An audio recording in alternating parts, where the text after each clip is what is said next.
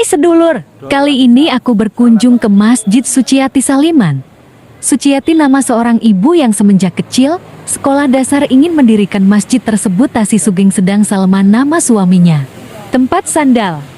Masjid ini dibangun di atas tanah seluas 1.600 meter persegi di Jalan Gito Geti, Sleman, Yogyakarta. Ruangan dapur untuk menyediakan makanan dan minuman, tamu Allah untuk beribadah. Kondisi bangunan dari sisi kiri masjid. Dari saudagar atau pengusaha ayam sayur maupun ayam kampung, masjid ini terbangun begitu indah dan megah. Dari sebelah kiri luar masjid saja kelihatan hebat, mentereng. Perlu kamu ketahui bahwa pengunjung masjid ini tidak hanya lingkungan sekitar daerah Sleman saja, akan tetapi dari luar daerah Sleman. Buktinya saya dari Demak, saudara saya dari Semarang. Masjid ini terkenal sampai luar Jawa. Tempat wudhu terpisah antara bapak-bapak dan ibu-ibu, bersih dan rapi. Pada saat wudhu bisa duduk berasal dari marmer, dindingnya tembok berasal dari marmer putih. Ruangan yang terdapat komputer untuk mencatat kegiatan dan rencana kegiatan yang akan dilakukan atau hal-hal penting lainnya. Inilah Jalan Gito Geti sebagai tempat keberadaan Masjid Suciati Saliman, berada pojok perempatan, letak sangat strategis, mudah untuk dicapai kalayak umum, naik kendaraan pribadi maupun kendaraan umum, apalagi memakai sepeda motor. Silakan datang untuk mencoba menikmati keberadaan masjid. Keberadaan Masjid Suciati Saliman. Masjid ini diresmikan pada tanggal 13 bulan Mei tahun 2008 atau 27 bulan Syaban tahun 1439, memiliki pintu berjumlah 9 menggambarkan keberadaan Wali Songo yang berada di tanah Jawa. Sebagaimana masjid di Indonesia, keberadaan beduk sangat penting.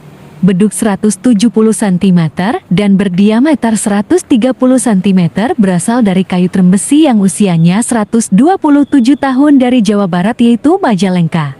Ini merupakan lantai pertama dari Masjid Suciati Saliman. Untuk area parkir sepeda motor posisinya menurun dibandingkan posisi jalan.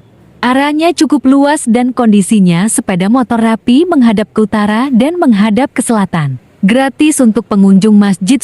Masuk area masjid melalui arah samping. Di halaman masjid terdapat beberapa kantor, terbukti terdapat komputer dan alat meja kursi dan ruangan tempat pembagian makanan pada waktu sahur dan berbuka puasa di bulan Ramadan. Lalu pintu masuk masjid. Area tangga naik menuju ke halaman ke kanan dan ke kiri bisa dipakai untuk pertemuan-pertemuan. Lalu masuk pintu. Tinggi pintu mencapai 4,2 meter, sedang lebar pintu mencapai 2 meter, sedang ornamen pintu bercorak mirip keberadaan Masjid Nabawi di Arab Saudi, bercorak kuning keemasan dan B. Tangga naik terpisah antara laki-laki dan perempuan, yaitu belok kiri untuk perempuan dan belok ke kanan untuk laki-laki. Jadi tidak akan terjadi sentuhan. Jika terjadi sentuhan, maka wudunya batal atau sholatnya tidak syah, maka dibuat terpisah. Sampailah pada ruangan untuk sholat bagi kaum laki-laki. Tempatnya di sini bersama imam masjid serta tempat mimbar untuk khotbah. Digelar berupa karpet merah dan sekaligus untuk membatasi antara sop pertama dan berikutnya. Atapnya bercorak kuning emas, dibuat seperti Masjid Nabawi. Dindingnya berasal dari marmer, sedangkan corak pada lengkungan yang menopang pada masjid dan bercorak hitam putih menirukan Masjid Nabawi. Ternyata lengkungan bercorak hitam putih itu untuk menopang berdirinya kubah emas yang menempati lantai paling atas, sedangkan lantai di bawahnya tempat sholat kaum perempuan. Dilihat dari bawah, kubah terlihat melingkar dan membentuk setengah lingkaran dan cembung sebagai bentuk pertemuan dari berbagai macam sisi lingkaran. Tempat sholat bagi kaum laki-laki. Masjid ini juga lengkapi dengan lift untuk pintu naik maupun turun, untuk bagi ibu hamil, difabel, lansia dan orang yang sakit, bukan untuk kita yang sehat. Terletak di sebelah kanan kita masuk. Tangga naik yang belok ke kanan untuk bagi kaum laki-laki. Di ruangan di sini para pengunjung kaum perempuan melakukan sholat di sini. Sebenarnya kaum laki-laki tidak diizinkan eksplorasi di sini, yaitu tadi di sini untuk kaum perempuan misalnya melakukan sholat dan lainnya, akan tetapi diizinkan mas panitia. Itulah jika dilihat dari dekat corak lengkung bangunan itu, pokoknya mirip yang ada di Masjid Nabawi. Sebelum masjid itu dibangun, almarhum beliau maksudnya pergi umroh beberapa kali, sekaligus mengamati kekagumannya terhadap keberadaan Masjid Nabawi. Makanya beliau menghendaki bangunan itu banyak. Menirukan corak bangunan mirip Masjid di Nabawi, alhamdulillah terwujud. Terdapat ruangan selain ruangan untuk sholat dan ruangan itu dibatasi pintu kaca jadi bisa kelihatan.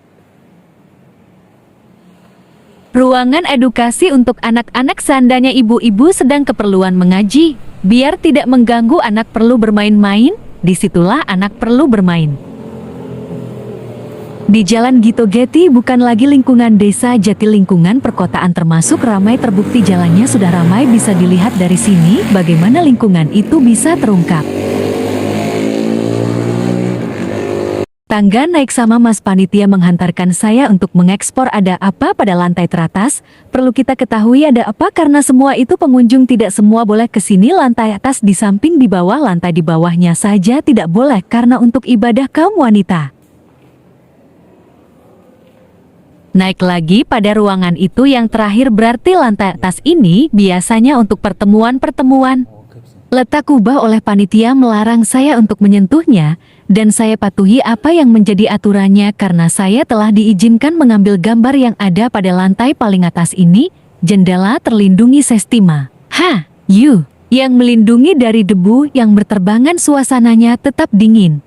Sehingga suasana ruangan selain dingin penerangan di setiap ruangan tetap terjaga di atas kubah di situ masih ada bangunan yang bertipe Jawa yang berupa limasan bangunannya tipe bertingkat seperti bangunan yang menyerupai masjid di wilayah Demak yang dibangun masa Kanjeng Sunan Kalijaga. Oh, iya, bahwa pengunjung pada tahun kemarin antara 1.000 dan 1.200 orang pet bulan puasa, sedangkan pada hari Jumat antara 1.000 sampai 1.500 orang, sedangkan pada saat bulan puasa di waktu saya meliputi 1.000 orang itu rata pengunjung yang hadir, dan masjid di sini akan dibangun rumah tahfiz dan pondok pesantren. Kita doakan ya saudara-saudara pemirsa biar segera terwujud cita-cita luhur tersebut, mencerdaskan anak bangsa baik ilmu agama maupun ilmu lainnya, siapa tahu nanti akan menghasilkan generasi emas yang beragamis yang bertanggung jawab atas pekerjaannya. Sampai dunia sampai akhirat tidak hanya generasi yang mementingkan dirinya biar kaya raya tak takut akhiratnya nanti akan membakar dirinya dengan harta tersebut, karena harta itu didapat bukan cara yang halal. Nah, itulah bangunan yang tidak meninggalkan tanah Jawa bentuk limasan dan sepertinya bertingkat, sedangkan menara berjumlah 5 yang menggambarkan rukun Islam yang kedua yaitu sholat diantaranya kelima di puncak bangunan masjid terdapat tulisan Allah.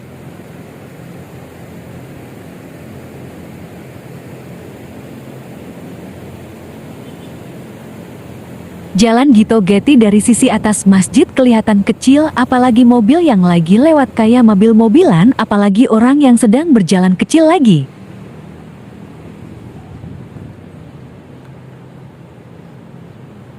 Kelihatan menara menjulang tinggi sebagaimana menara-menara lainnya.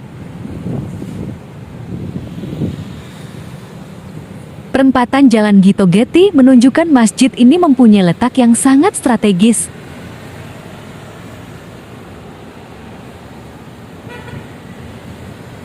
Rojoklo kalau orang Jawa bilang tipe yang demikian, kalau boleh aku bilang limasan, kalau pemirsa ya silakan karena pengertian kita berbeda-beda itulah karena beliau orang Sleman asli, Sleman termasuk Jawa ya tidak meninggalkan kejauhan atau Jawa. Tipe lampu yang ada pada lampu tangga turun sudah lampu L, C, D. Kita turun tangga melalui tangga semula karena laki-laki maka lewat sini lagi. Terima kasih Mas atas semuanya dan apabila ada sesuatu hal terdapat kekurangan dan kesalahan dalam menginformasikan sesuatu hal atau tak berkenan di hati ataupun pada pemirsa sudilah memberi maaf.